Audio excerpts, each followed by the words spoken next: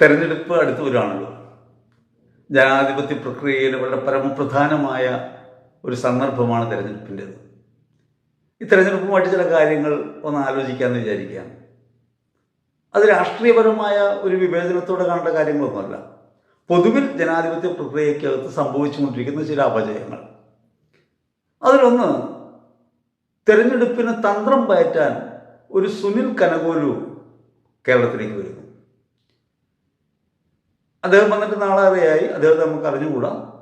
പത്രമാധ്യമങ്ങൾ പറയുന്ന കാര്യമാണ്, കോൺഗ്രസ് അത് അംഗീകരിക്കുന്നുണ്ട്. സുനിൽ കനകോലു തന്ത്രങ്ങളെ നിയന്ത്രിക്കും. അങ്ങനെ തന്ത്രത്തിലൂടെ ജയിക്കേണ്ട ഒരു കാര്യമാണോ തെരഞ്ഞെടുപ്പ്? അതിനർത്ഥം എന്തോ കബളിപ്പിക്കൽ നടത്താൻ ഉദ്ദേശിക്കുന്നു എന്നല്ലേ? സ്വതന്ത്ര ബുദ്ധിയോടെ, ഉത്തരവാദിത്വ ബോധത്തോടെ ജനാധിപത്യ പ്രക്രിയയിൽ സ്വന്തം സമ്മതിദാനാവകാശം ഉപയോഗിച്ച് ഒരു സർക്കാരിനെ തിരഞ്ഞെടുക്കാനുള്ള അവകാശമാണ് പൗരനുള്ളത്.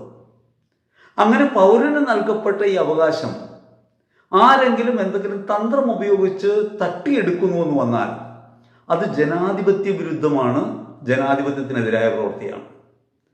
അതുകൊണ്ട് തെരഞ്ഞെടുപ്പ് തന്ത്രം പയറ്റുന്നു എന്ന് പറയുന്ന ഏർപ്പാട് മാധ്യമങ്ങൾ വാഴ്ത്തിപ്പാടുന്നുണ്ട്. പക്ഷേ അഭിമാനകരമായതല്ല, അഭിലഷണീയമായതല്ല, തീർത്തും നീതികേടായ ഒരു കാര്യമാണ് ജനാധിപത്യത്തിൽ എന്ന കാര്യം ഓർക്കണം.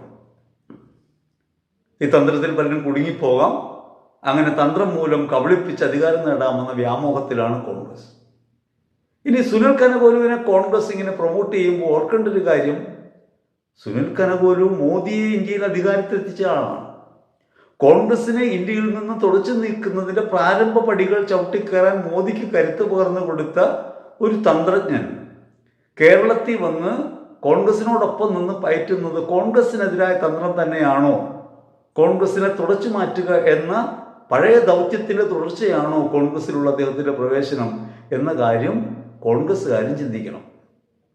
ഇനി അകത്ത് കറന്നു കൂടിയിട്ട് തന്ത്രങ്ങളിൽ പിഴവുണ്ടാക്കി കോൺഗ്രസിനെ അടിപതറിച്ച് നശിപ്പിക്കാനാണോ? അതല്ല ഏതെങ്കിലും വിധേന തെരഞ്ഞെടുപ്പിൽ ജയിപ്പിച്ച് കോൺഗ്രസിനെ സംഘപരിവാർ തൊഴുത്തിൽ കൊണ്ടുപോയി കെട്ടാനുള്ള ശ്രമമാണോ കനകോലു നടത്തുന്നത്? ഇതറിഞ്ഞിട്ട് പങ്കുപറ്റിയാണോ KC വേണുഗോപാലും സതീശനും രമേശും ഒക്കെ ഈ പണിക്ക് നിൽക്കുന്നത് എന്ന കാര്യം നാം ഒന്ന് ആലോചിക്കണം. ഇനി അടുത്തൊരു കാര്യമുള്ളത്, തെരഞ്ഞെടുപ്പിൽ ചാണക്യതന്ത്രം ഉപയോഗിക്കുന്നു.